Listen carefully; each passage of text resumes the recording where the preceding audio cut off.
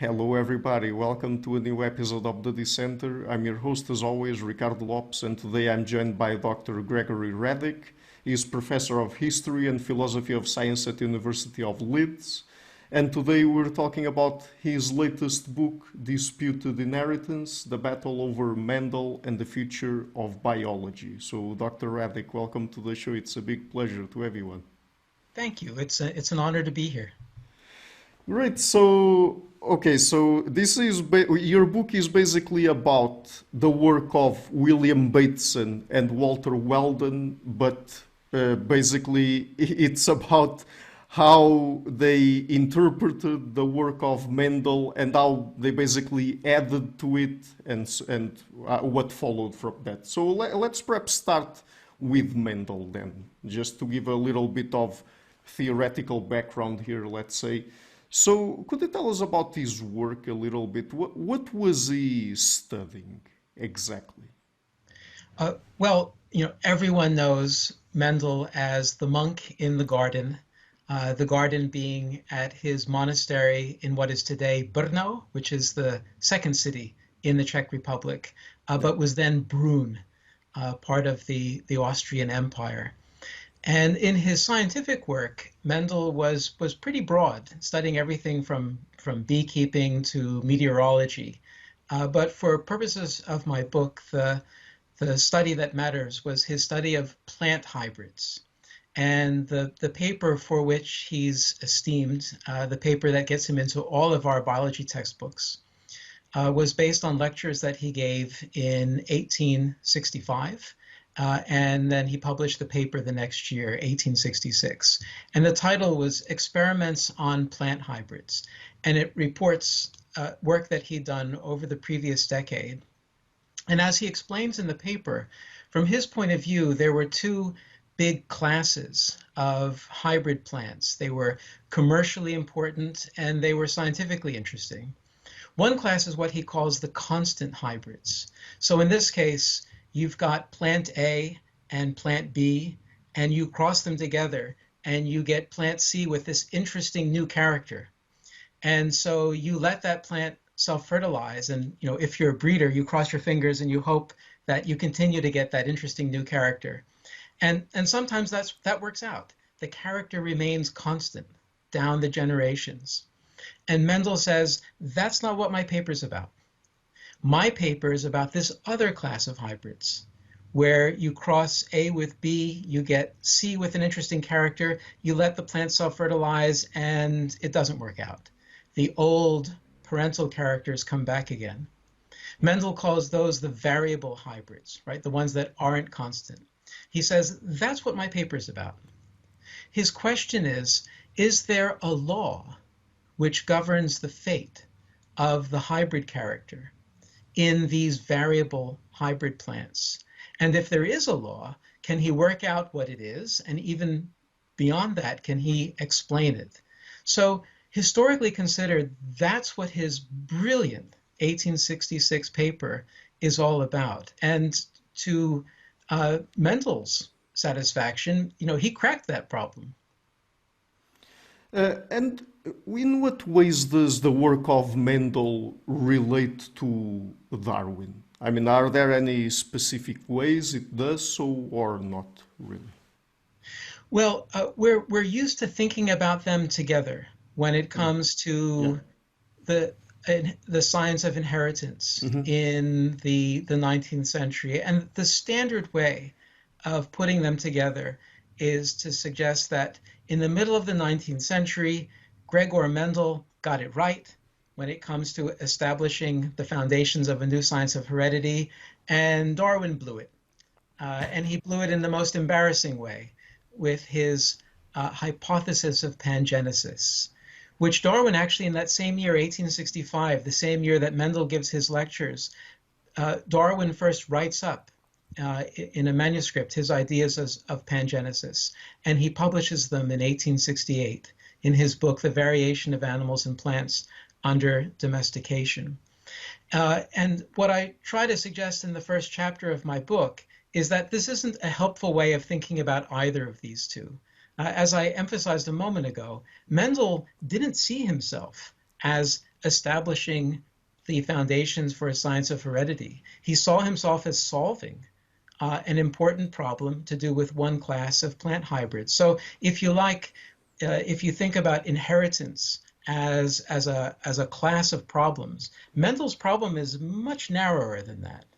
It's a kind of subpart of that larger grouping. By contrast, Charles Darwin saw inheritance as just one of 9 classes of facts that he saw his pangenesis hypothesis as addressing. Everything from reproduction, sexual and asexual, through to the healing of wounds. Darwin wanted a theory that could explain in a unified way pretty much everything to do with the generation of new living tissue at every scale.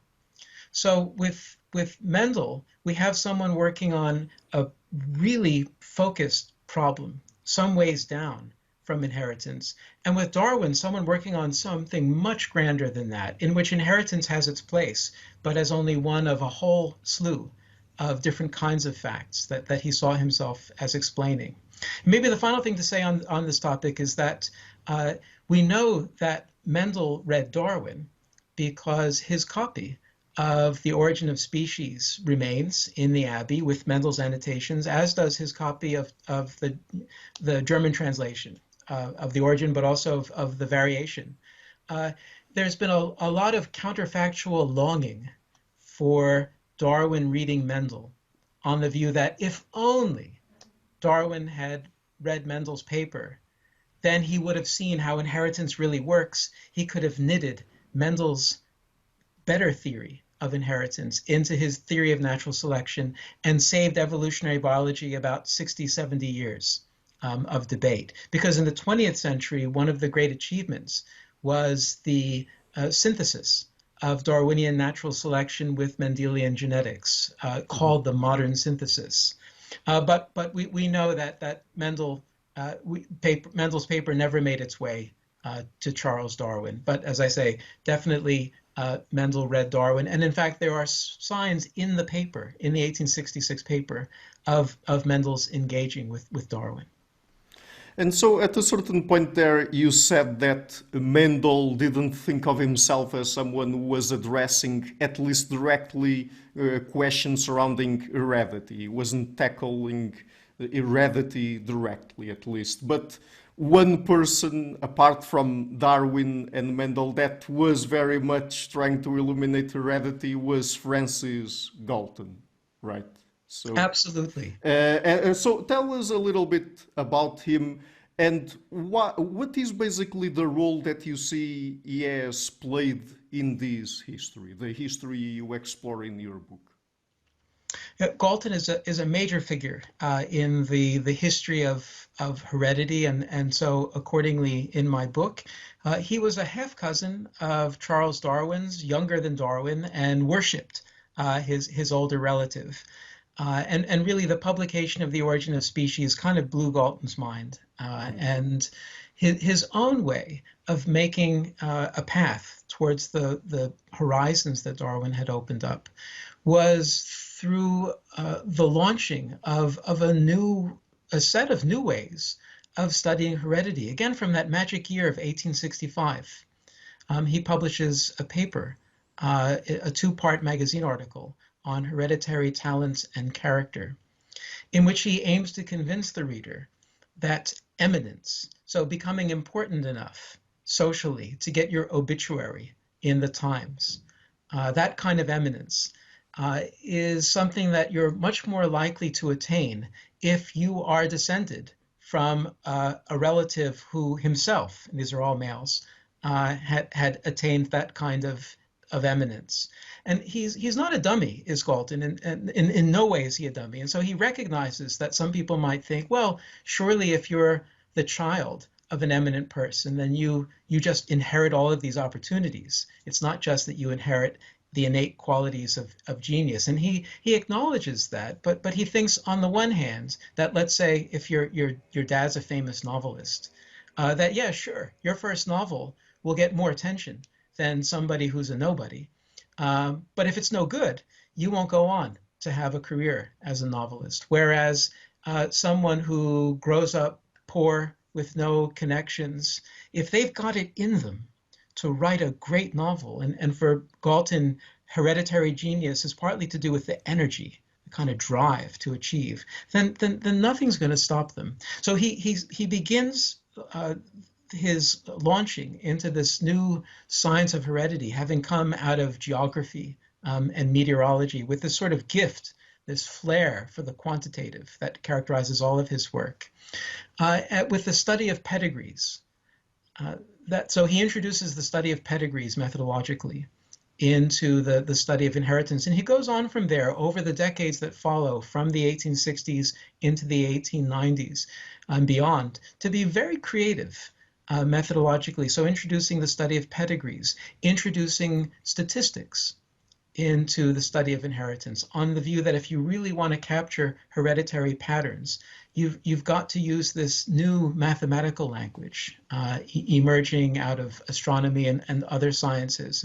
And using this, Galton was able to show that over and over again with human traits, whether it's chest sizes or the results of exams that students take at the military academy, the bell curve shows up over and over and over again. This what comes to be called the normal distribution. So pedigree study, statistics, the study of twins, in order to tease out what Galton is pretty much the first person to call nature and nurture. That's something that he again invents. So an enormously creative person who also puts heredity, including in English that term, which was pretty unusual from the 1860s, on the map for people interested in the sciences and people more broadly. And so, just before we move on in this history, still about Francis Galton, because I guess this is a very important point to also touch on here. What about his political agenda? Because I guess that in this particular case, and as we know historically, at least some of his work contributed to what was later the eugenics movement, right? So, was he himself a eugenicist? And I mean, I guess that in this case we can say that he was not just purely intellectually interested in the science itself, but perhaps he also had some sort of political agenda, correct?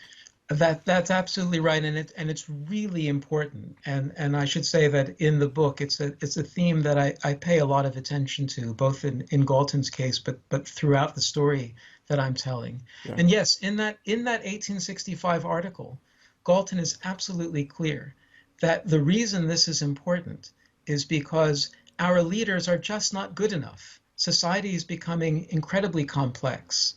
We need to have leaders who are up to the job. And our leaders, if we compare them with the likes of Pericles in ancient Greece, are just not at the quality that we need. So in establishing the hereditary nature of greatness, Galton sees himself as offering his society a new solution to their problems. If we want better leaders, we need to breed them into being by ensuring that the best people marry each other and have as many children as possible. And that's always what excited Galton, the idea of improvement, the idea that we could be doing so much more. As he puts it rather pungently, he says, imagine if we gave even a fraction of the attention to our own breeding that we give to the breeding of our cattle and our dogs. Imagine what a galaxy of genius we could create. He also wrote about the desirability of preventing people at the bottom of the social scale, people of low intelligence, morally feckless, from marrying and having lots of children. But his emphasis was always on the positive, on where we could go if only the best bred with the best. And his 1865 article actually concludes with him imagining an academy in the future where the best and the brightest will be picked out by exams, and then there'll be a ceremony in which they marry each other, a kind of utopia. He gives the name of eugenics to this proposal in 1883. So was he a eugenicist? He was the first. And he also insisted that the reason the science of inheritance matters is because socially we need to understand better how to organize our own inherited qualities so as to improve them. But that said, he was a complex figure. And one of the complexities that I try to bring out in the book is that along with this insistence that we need to breed our way to a better future, was an insistence that inheritance is not simply a matter of what's innate, because what's transmitted from parent to child has to develop, and it has to develop in a context. And that context will matter. And so Galton says we shouldn't be surprised when two eminent parents end up having a dummy child, or two apparently dummy parents end up having a brilliant child. For Galton, heredity was immensely complex. And I've actually brought a prop in. I write about this in the book. This is one of Galton's inventions. It's called the quincunx. And it's used around the world in science classrooms and in science museums to demonstrate how the normal curve comes about through through lots of random events taking place at once. And we'll see this as the pellets fall through the device, through the pegs. But Galton actually introduced this in a lecture on nature and nurture. And what I suggest in the book is that for Galton, the way to understand this device as representing inheritance is to see each pellet as a character which is bound for averageness at the beginning of its developmental journey. And all of the pegs represent the multitude of events which this character will encounter en route to becoming a mature character. And what it means is that most of them will end up average, but you'll also get plenty which end up deviating one side or the other. And it's rather magical to watch. And so I thought your viewers might appreciate it. Here we go.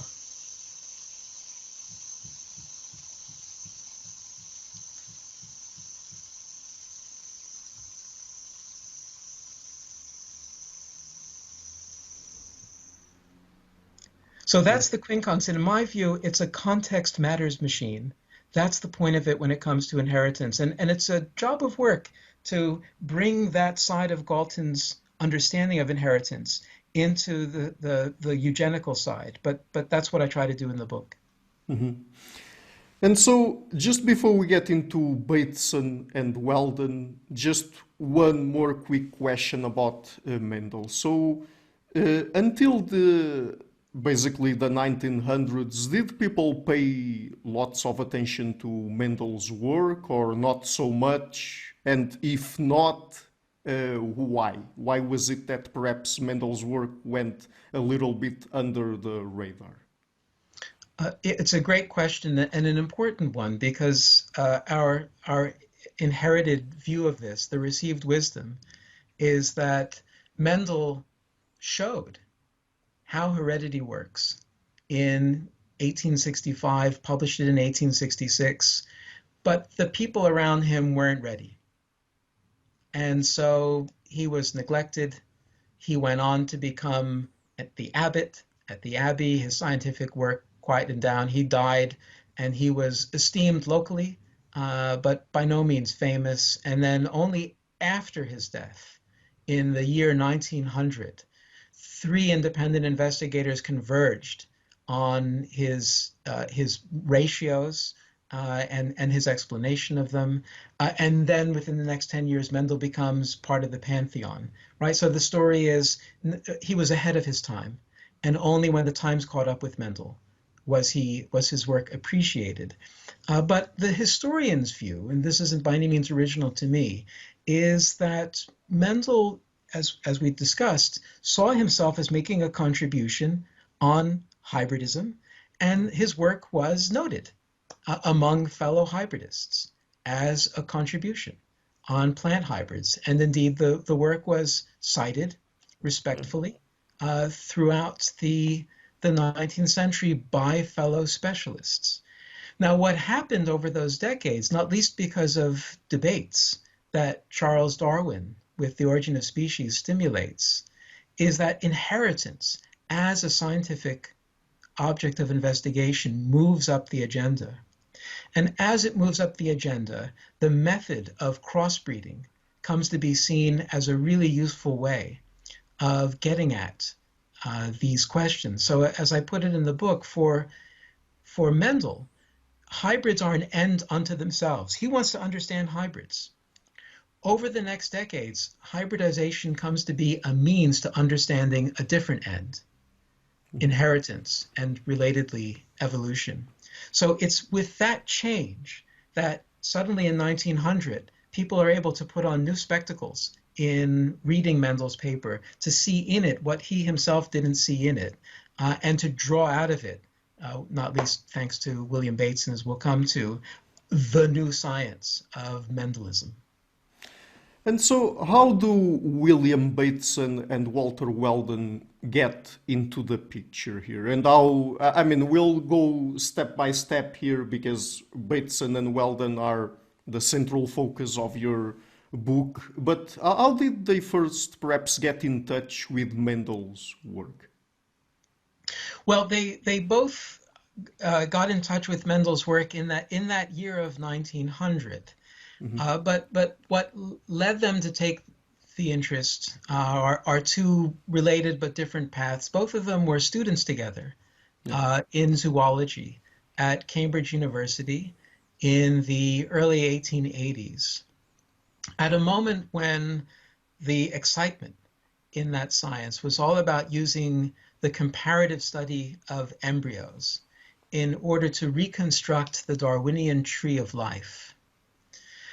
And for Weldon, who was a year older than Bateson and had much more of a chance to study with the great figure in Darwinian comparative embryology at Cambridge at that time, a man called Francis Balfour, who died tragically young, Weldon absorbs this research agenda.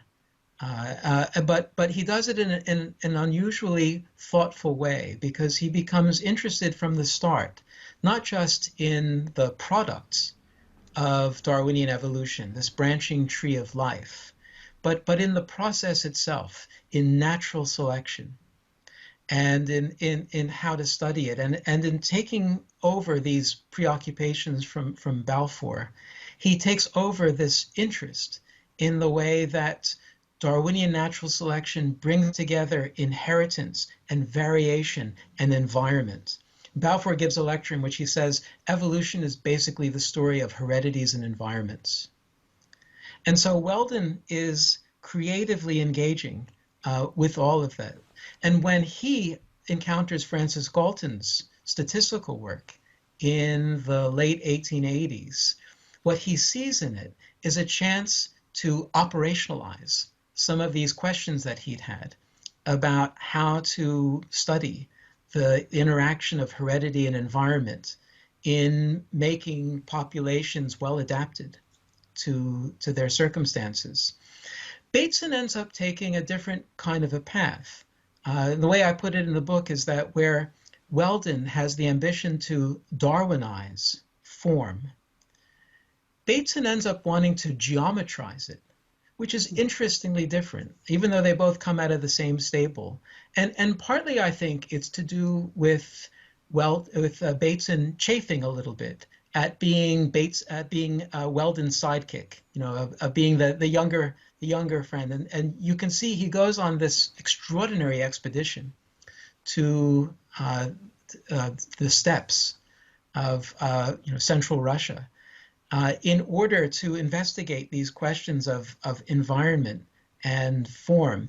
And it doesn't work out for him. And so he seems to come away from that with a firm rejection of the idea that there's anything interesting to be found there. We need to look to the inner causes of form if we want to understand animals and plants.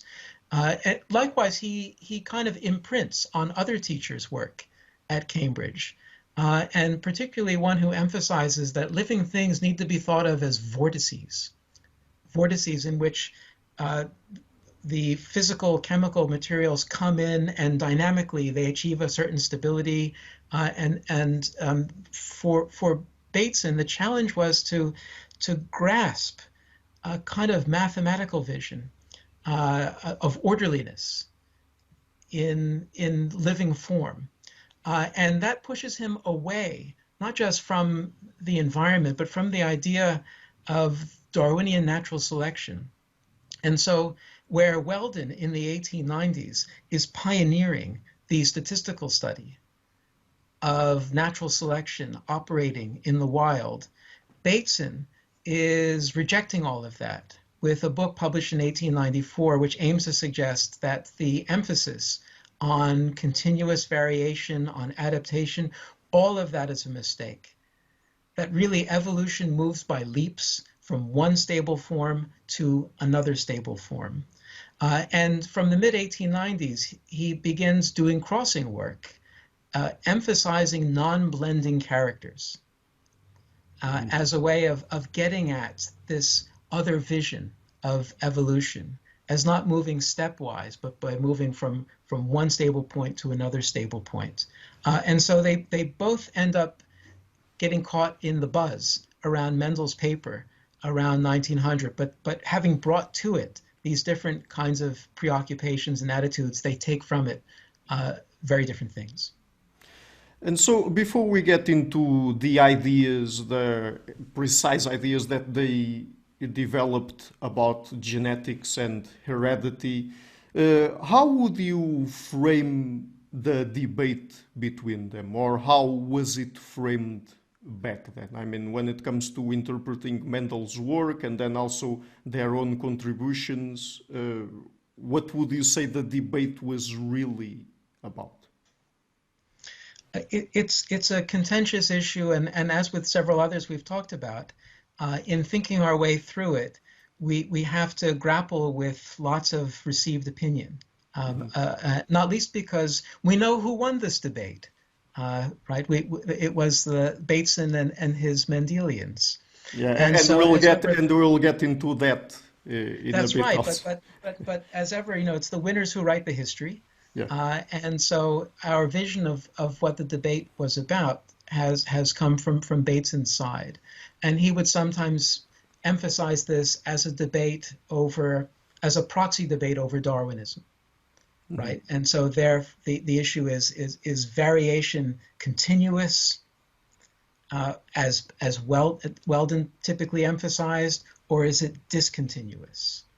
And the example to think with here is peas. Right? If famously Mendel's paper is principally about his work with peas, and the peas that he worked with came in binary kinds, right? So there were varieties which produced yellow seeds and varieties that produced green seeds. And everything follows for Mendel if you accept that you're dealing with yellowness, greenness, or roundness and wrinkledness, or purple flower and white flower. But Weldon in 1902, so 2 years after the rediscovery, publishes a critique of Mendel's paper. And this is on the cover of my book. I've got the part of the image that Weldon publishes. And if you just look at the top there, what you see are peas which are not strictly yellow or green, but intermediately between the two. So Weldon's point was that if you don't categorize peas using Mendel's categories, what you'll find is a spectrum going from deepest green to deepest yellow. That said, if you had asked Weldon, so is this what this debate is about? Continuously varying characters versus discontinuous characters? He would have rolled his eyes and said, of course it's not about that. And he would have pointed you to work that he had done with his wife in the early 1890s, rolling dice. Weldon was a statistical biologist, and his side of the debate is often characterized as biometry. And what he thought you should learn from dice rolls is that you can get surprising seeming dice rolls, right? You can roll 12 dice and 11 of them will come up with fives. And you might think, oh my God, it's a leap away from the norm. But if you put that result in the context of the larger distribution of dice rolls, you'll see it as something that can happen as a matter of chance. It's not necessarily anything that upsets your ordinary ideas about how inheritance works. So from Weldon's point of view, it wasn't about continuity or discontinuity. Likewise, Bateson often represented the debate as between the experimentalists and those working with statistics. And again, Weldon would have rejected that because experiments were as important to him. They were just different kinds of experiment, rather than crossing experiments with purified breeds, which he saw as having a role, but he didn't see them as centrally illuminating about inheritance, precisely because they strip out all of the variability that otherwise obtains. Far more instructive in Weldon's view were experiments like ones he talked about in his own popular lecturing with the water flea Daphnia, where if you raise Daphnia up in water that becomes increasingly polluted, the length of the spine diminishes to the point where it basically disappears. But if you then take a Daphnia and let its descendants grow up in pure water, the spine comes back. And Weldon says what this shows us is that every character is both inherited and acquired, because every character matures in a developing organism in an environment.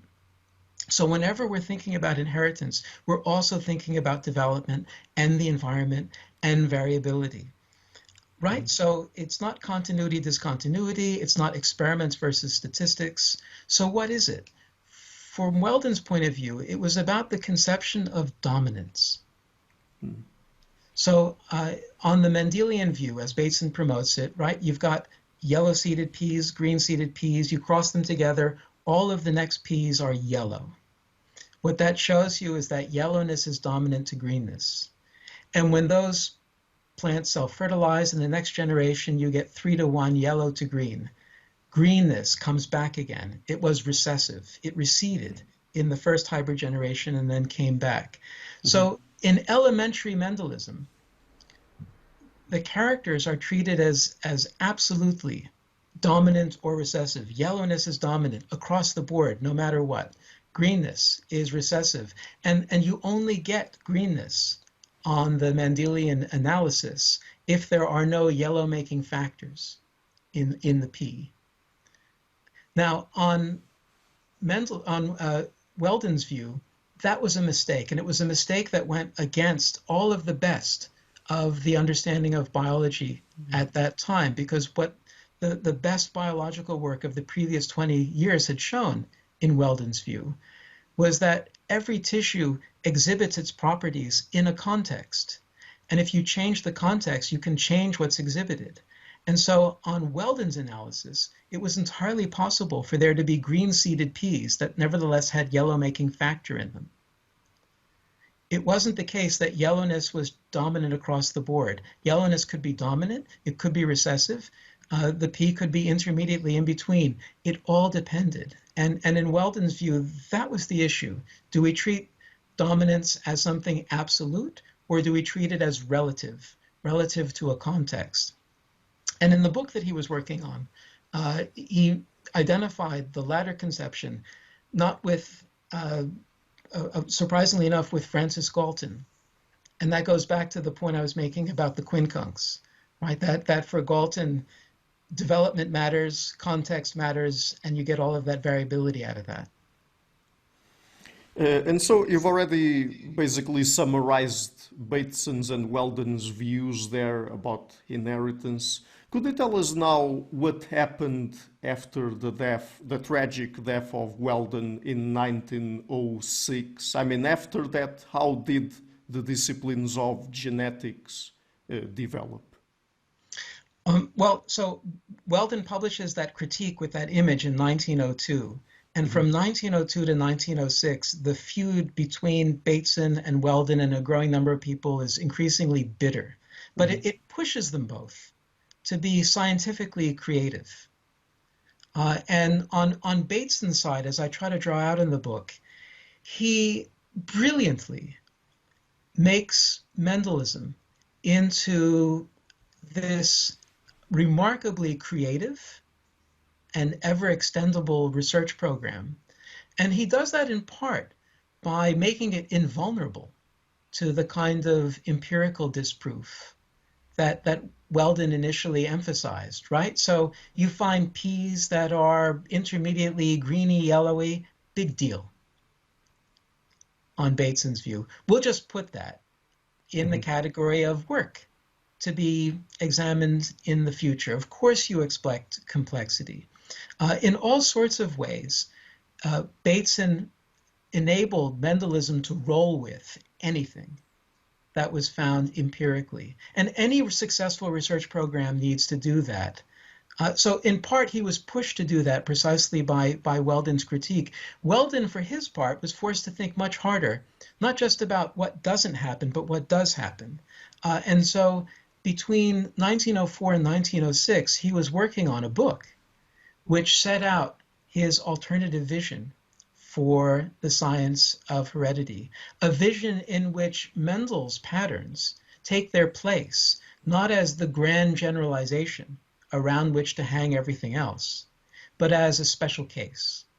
They are what you get when all of that variability, internally and externally, gets stripped out to the point where you get one difference between the two systems. At that point, you get those pretty mathematizable patterns. But otherwise, we expect the kind of variability for which you need statistics to explain it. So Weldon dies, as you said, in 1906, in the spring of 1906, at the age of 46, unexpectedly, a bout of pneumonia. Some said brought on by stress from this debate, and with the book unfinished and unpublished. And at that point, as I see it, the most effective criticism that anybody had ever formulated of the emerging Mendelian perspective vanishes from the place where it could have made a difference. It doesn't vanish from the intellectual scene. Weldon's emphases on context remain permanently available, and part of the ambition of the book is to explain how a successful science is able to absorb criticisms by relegating them to the periphery. And that's what happens after 1906.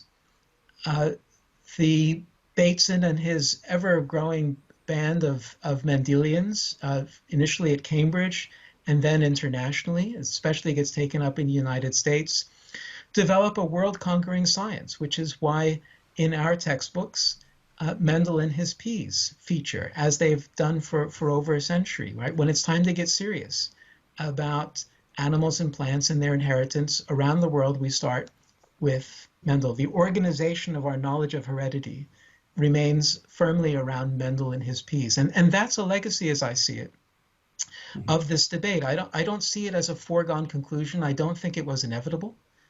I think it was a result of Weldon dying before he had a chance to publish this book. And I try to make that case in the book.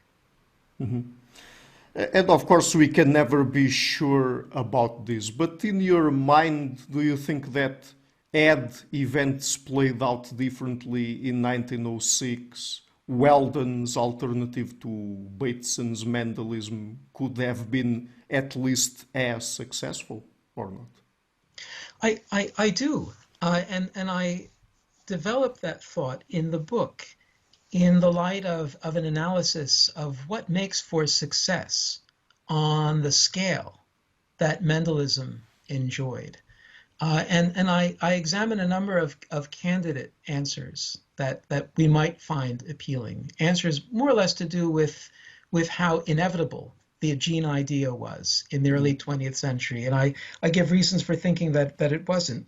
Likewise, I give reasons for suggesting that really this debate didn't matter.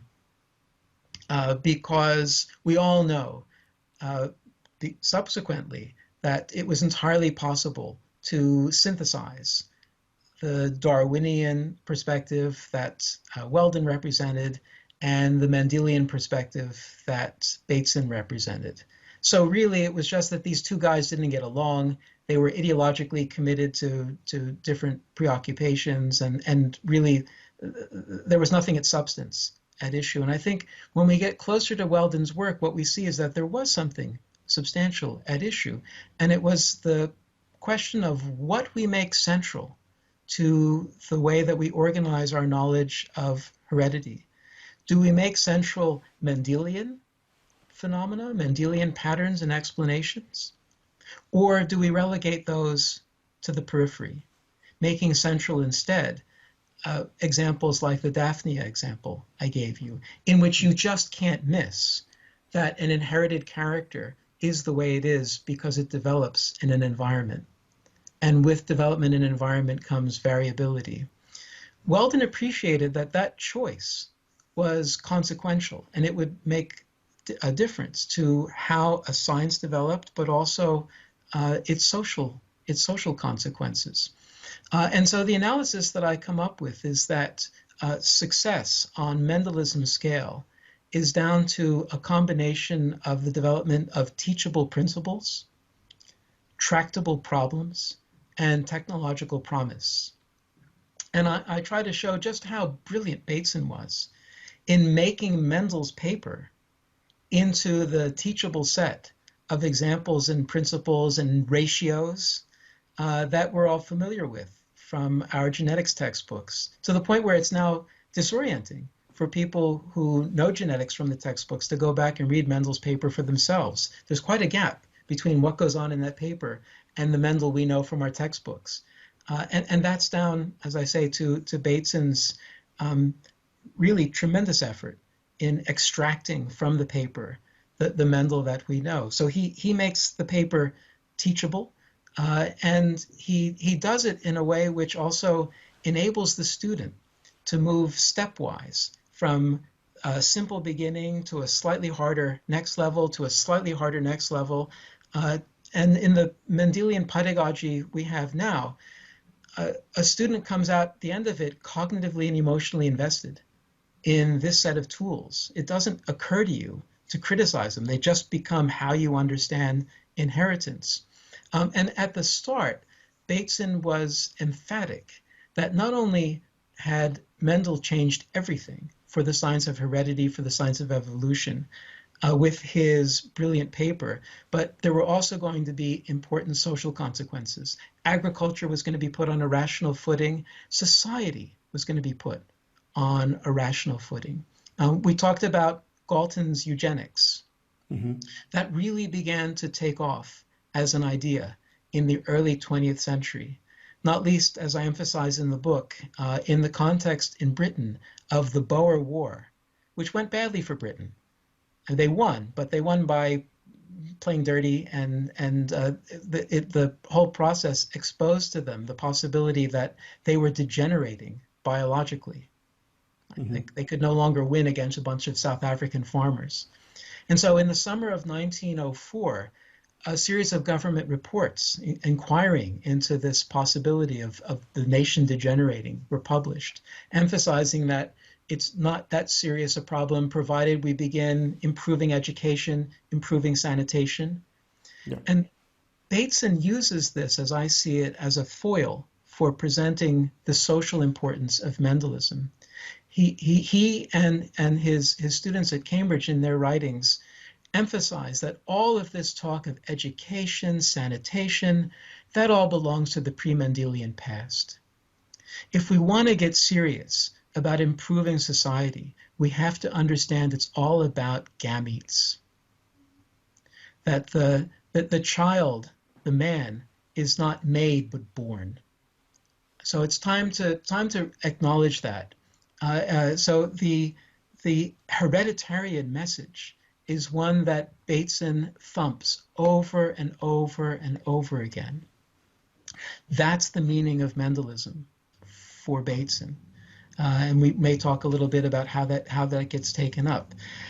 So in developing my counterfactual thought, what if Weldon had lived long enough to to publish, to finish and publish that book?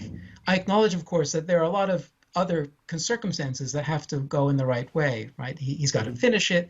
But as I try to show, in his Oxford context, he did have people around him, younger people who were excited about his ideas. And in fact, you can see these ideas live on in their work. So there was the potential, not just for the work to come out, but for it to be the band of younger people who make it their mission to build the program, to face down the difficulties and extend in the way that Bateson enjoyed.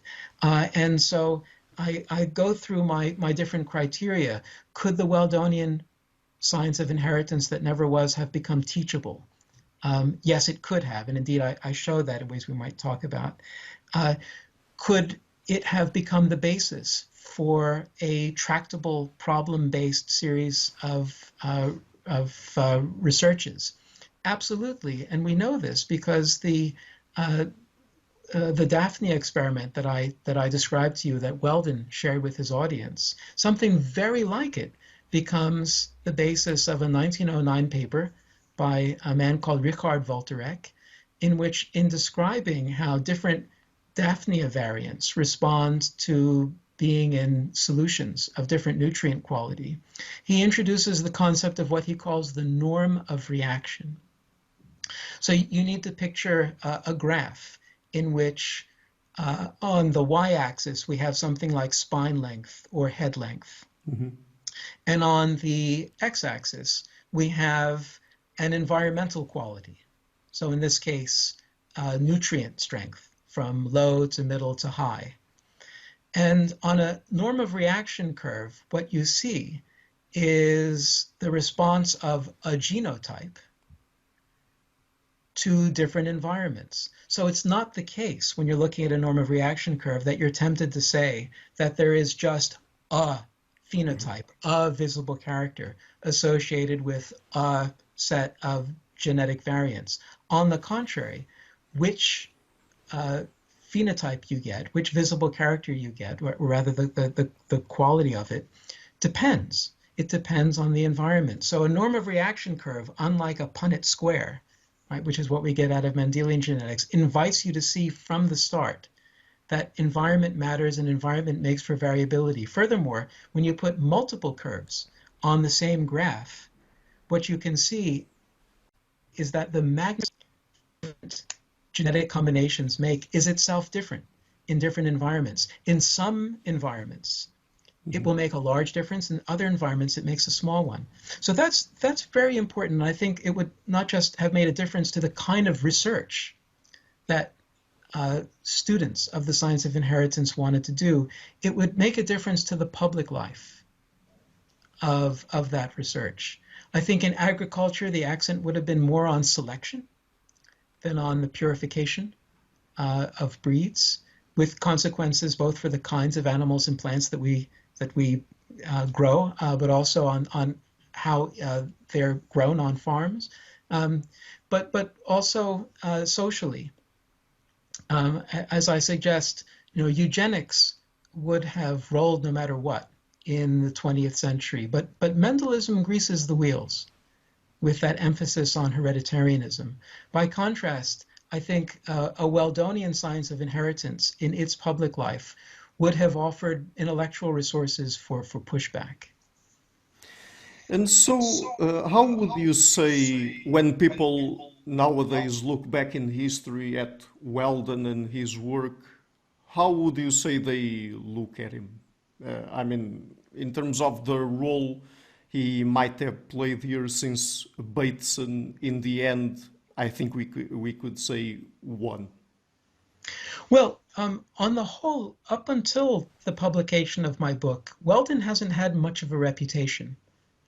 Even among historians and philosophers of biology, I've had them say to me, why Weldon? Isn't he the guy? Yeah, he's the guy who showed that you could demonstrate the action of natural selection in the wild in the 1890s. And that was important. And wasn't he the one who, in a nitpicking way, pointed out that peas aren't just yellow or green, and was committed ideologically to the idea that you shouldn't explain inherited characters in terms of invisible factors, kind of obsession with statistics. So he has not by any means had a reputation as an important biologist, let alone one whose work might have changed the way that we now think about inheritance. But and in fairness to everybody else, Weldon was one of these intellectuals whose very best work was never published. It's not just the book that he didn't live to complete, but all of the letters. Since we're here in my office, I can show you some of my research materials behind me. Endless photocopies of letters that were just brilliant. Letters that he would write, especially to his mathematical ally, Carl Pearson, but also to Francis Galton, almost daily, multiple pages, full of data, theorizing, jokes, insights. Phenomenal, a phenomenal character, and a really impressive thinker. And part of the privilege for me in writing the book is a chance to introduce this guy to the wider community, someone whose published work is nothing like as exciting as the unpublished work. So my hope is that, and this is already, I've been encouraged by the reviews that have appeared so far. On the whole, the reviewers say, gosh, Weldon was right. We now know, given what we now know, his vision of how inheritance works is far more in keeping with the vision that we have in the genomic, epigenetic, extended evolutionary age than the Mendelian one. And indeed, the review in the New Scientist was characterized the book as arguing for the need to reset genetics for the post genomic age, and I'm really excited about that people are discovering that what we think we've only learned in the last 20 years or so about how actually inherited characters are very complex. It's not just one gene making one character. It's multiple chromosomes involved all over and not just chromosomes, but epigenetics, the microbiome, the multiple contexts internally, multiple contexts externally. This isn't just an insight of the 21st century. A really thoughtful, well-informed biologist in the early 20th century thought that too. And what makes Weldon, I think, stimulating company for us now is that we, in thinking about where we are, need to try to unthink Mendelism, and that's really hard. By contrast, Weldon didn't have to do that. And I think that makes him really instructive and surprising. Mm-hmm. So, in trying to imagine how Weldon could have been successful, could you tell us about the Weldonian interaction emphasizing course that ran at the University of Leeds back in 2013 and its results? Because I think that's a very interesting thing that you also explore in the book at a certain point. Sure. So we've been talking about the interests that I pursue in the book, in asking not just what happened, but in explaining it. And, in my view, by no means original to me, explanations carry counterfactual implications. Right? If we say that A caused B, what we seem to mean is, if not for A, right, no B. And I'm a little unusual, but again, not alone, in saying that I think that historical explanations benefit when we follow through in thinking about the counterfactual implications that come with them. And so in my own case, asking myself, did this debate really matter? Weren't we bound to have something like the Mendelian gene at the center of our knowledge of inheritance? Well, I can't actually go back and develop the Weldonian signs of inheritance that might have been, right? The past is the past, it's gone. But I figured I could imagine what it would be like to develop an introductory curriculum in genetics as if it came out of a more Weldonian past, a past in which Weldon had lived long enough to publish that book and it had gone on to have some kind of a life. And in thinking about what that curriculum would look like, the thought came to, well, maybe you could not just develop this curriculum, right? A curriculum which honors Weldon's view that Mendelian patterns were not the big generalization, but the special case. Right? The big generalization was about interaction and complexity and variability. That a gene has its effects in contexts, and as the contexts change, the effects change. Well, you could not just develop the curriculum, but maybe you could teach it. Maybe you could recruit students onto it. And then at the end, you could maybe compare those students cognitively to students coming out of a standard Start with Mendel course. So that thought came around 2011, 2012, and to my amazement, we got a grant to actually run the experiment.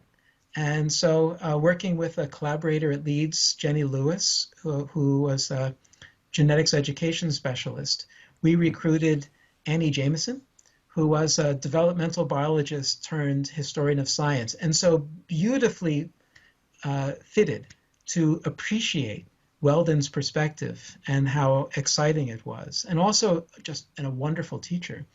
And so we did it. With Annie taking the lead, wrote this new curriculum. We recruited students onto it. The university, it quickly became clear, wouldn't let us use biology students. We weren't allowed to mess with biology students for these experimental purposes. So we instead recruited humanities students who took it as a kind of enrichment course.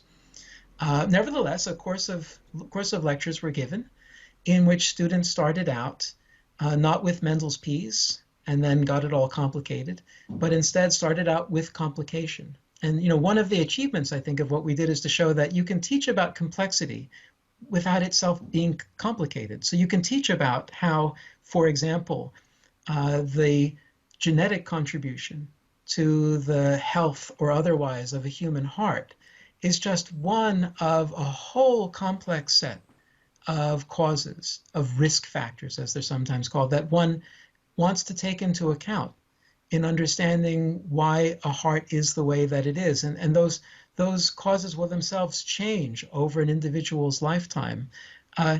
That's not actually all that hard for people to get their heads around. But once they've done that and they find themselves in a course in which gene-environment interaction is hammered home all the time, it's not a kind of cognitive luxury item that they might meet one day and then forget about after the exam. It's what they remember because it's what is emphasized.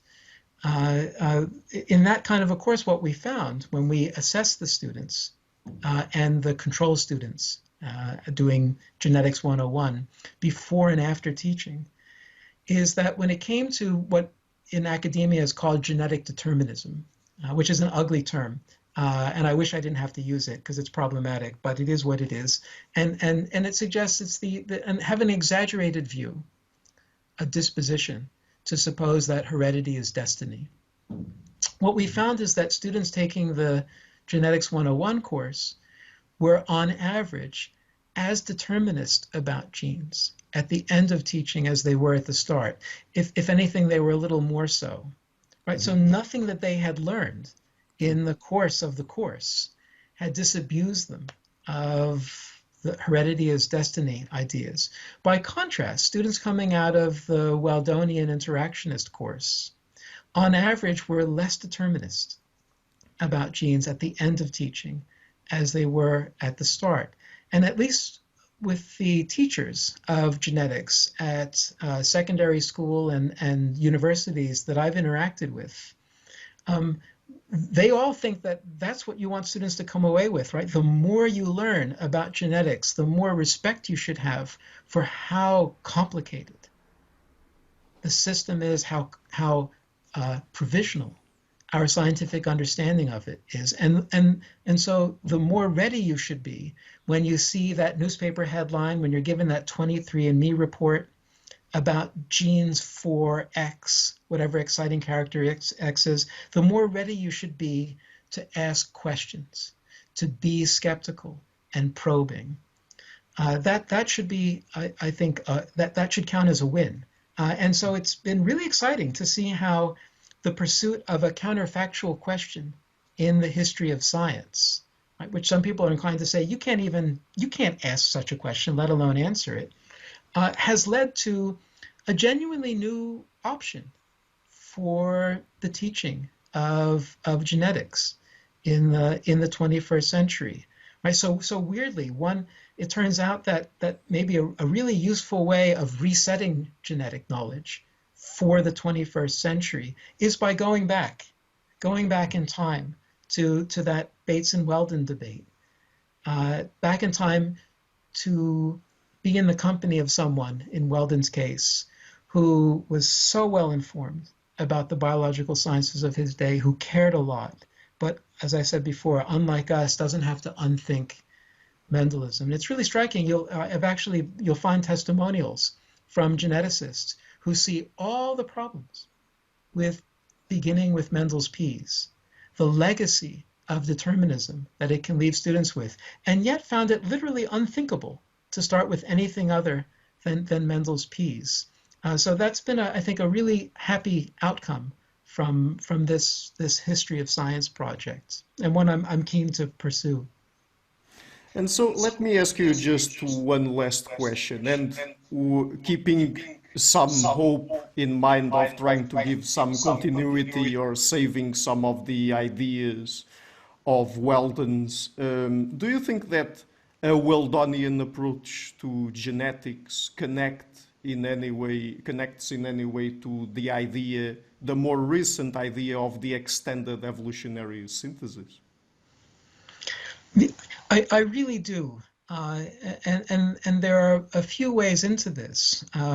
One point that I make in the book is that when we ask ourselves about what happened in the early 20th century with the science of inheritance, we tend, I think, overmuch to focus on that triple convergence by Hugo de Vries, Karl Correns, and Erich Czermak on Mendel's results and Mendel's explanations in the year 1900 as a kind of signal from history that this is the future.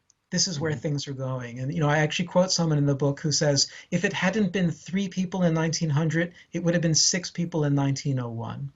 That's how irresistible the Mendelian gene concept had become in the early 20th century. And I don't think that's right. And I think the seeming irresistibility of the concept derives in part from selective attention. And so I was much taken by an observation of the paleontologist G.G. Simpson, who pointed out that only a few years before that triple convergence, there was another one that we don't talk about as much, on what comes to be called the Baldwin effect. So in 1896, 3 independent thinkers, one of them James Mark Baldwin, after whom it's named, but also Henry Fairfield Osborn, a paleontologist, and Conway Lloyd Morgan, who's best remembered as a psychologist, all independently come up with a way of accounting for seemingly Lamarckian inheritance, right? So a behavior, an adaptive behavior, is learned under new circumstances, and then is inherited. Now, already by that time in biology, not least thanks to experiments by the German zoologist August Weismann, it was becoming pretty clear that that probably didn't happen. that there wasn't a literal transmission of the acquired character.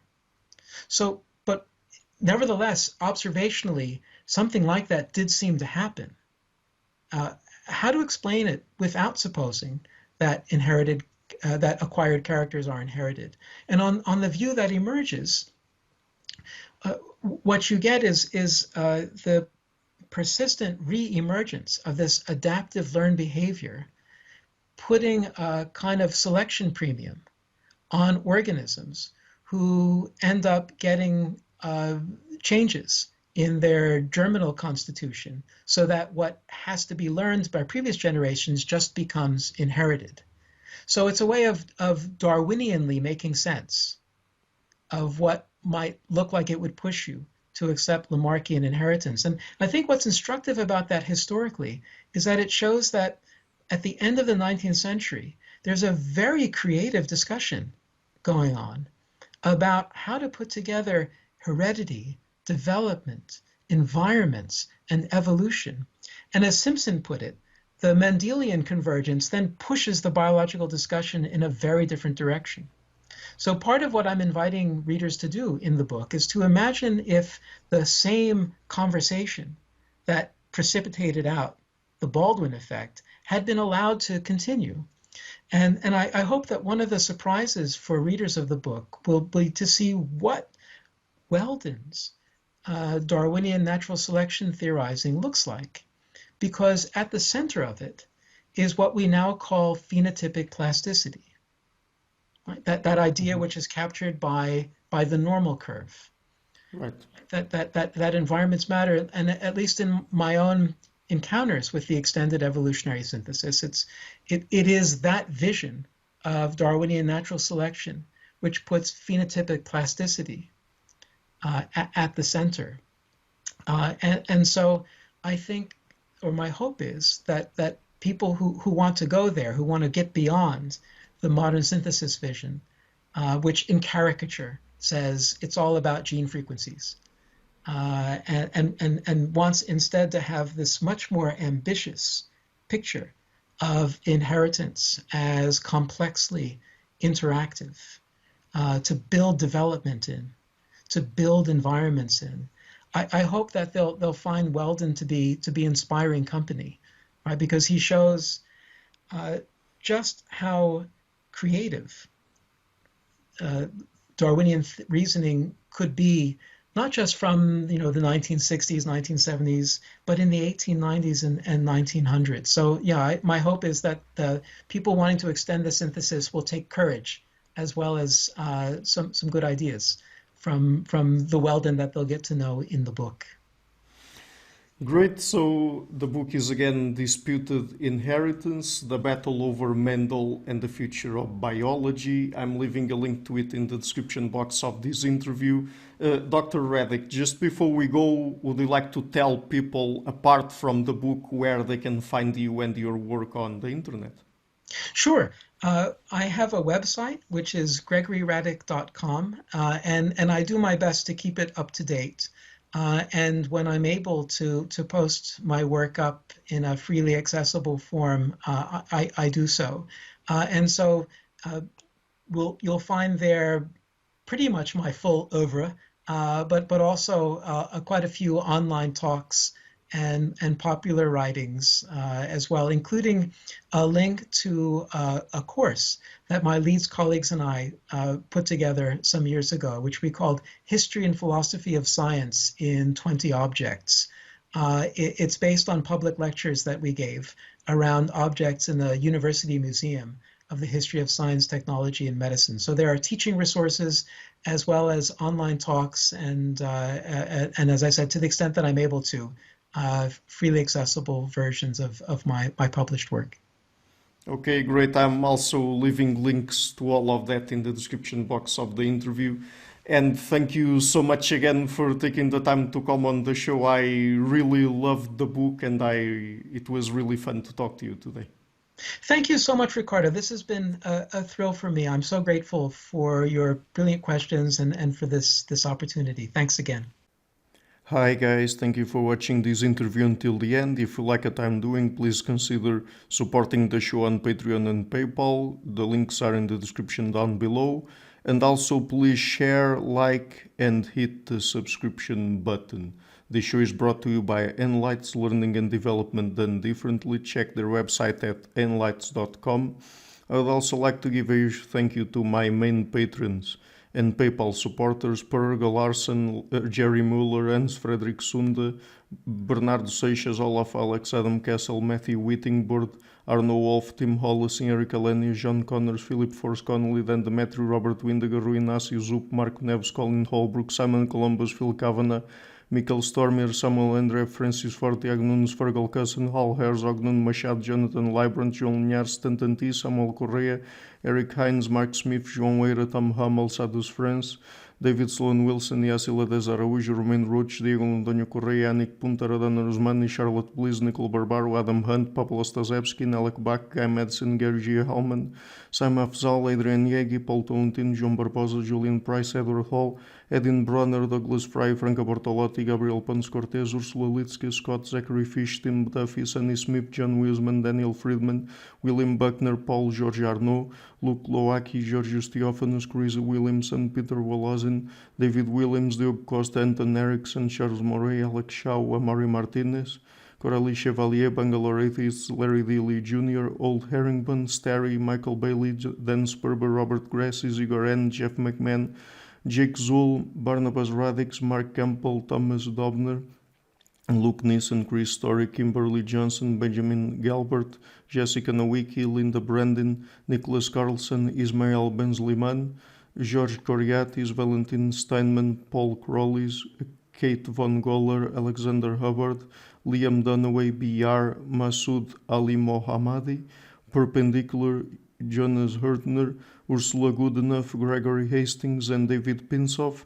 A special thanks to my producers Isar Webb, Jim Frank, Lucas Stefaniak, Tom Vanagdam, Bernard Hughney, Curtis Dixon, Benedict Mueller, Thomas Trumbull, Catherine and Patrick Tobin, Giancarlo Montenegro, Alnick Ortiz, Nick Golden, and Rosie, and to my executive producers Matthew Lavender, Sergio Quadrian, and Bogdan Kanivet. Thank you for all.